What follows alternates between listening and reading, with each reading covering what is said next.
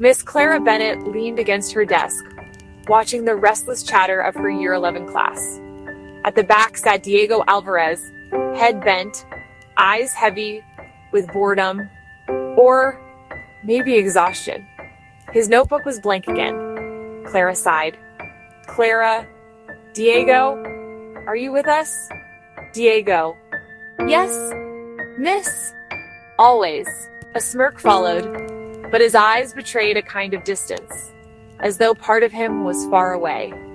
After class, while the others poured out, Clara caught him at the door. Stay behind a moment. Why? To tell me I'm failing again? No, to ask if you've tried. He shrugged, muttered something in Spanish, and left. Clara almost let it go, but something gnawed at her. Over the next weeks, she noticed patterns. Diego dozing at his desk, whispering in Spanish to himself, ignoring assignments. Teachers wrote him off as a lost cause. Clara couldn't. One rainy afternoon, she found him scribbling quickly in the corner of his notebook, his hand tense, his eyes burning with focus. What are you writing? Nothing. Let me see. No point, it's in Spanish, you won't care. Clara held out her hand. After a long pause, he gave her the notebook. She began reading aloud, stumbling through the Spanish but piecing it together. It was a story, his story. The train left Madrid, and so did part of me. My father stayed behind. The air here is heavy, and my words do not belong.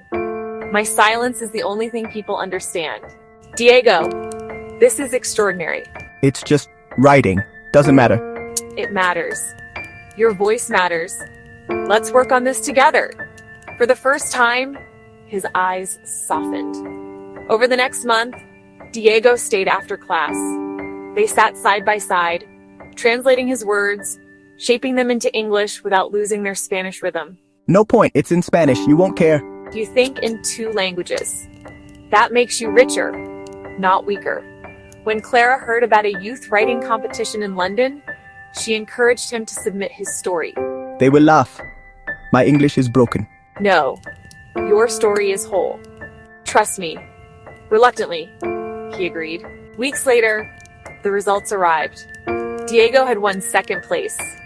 At the school assembly, his name was announced, and for the first time, Diego walked onto the stage with his head held high.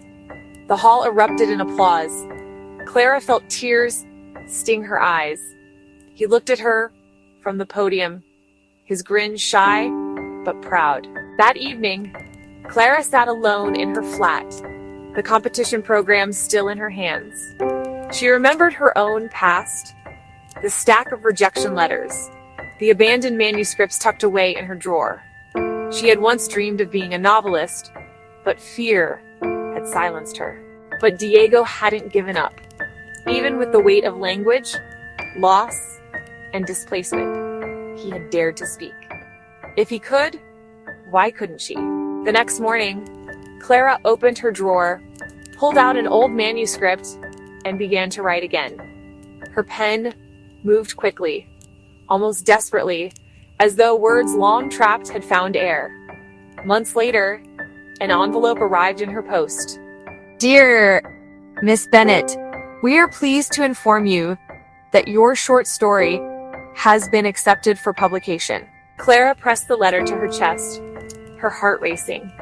Diego had discovered his voice, and through him, she had rediscovered hers. She smiled, realizing the truth at last. Teaching was never a one-way lesson. Sometimes, the greatest lessons came from the students themselves.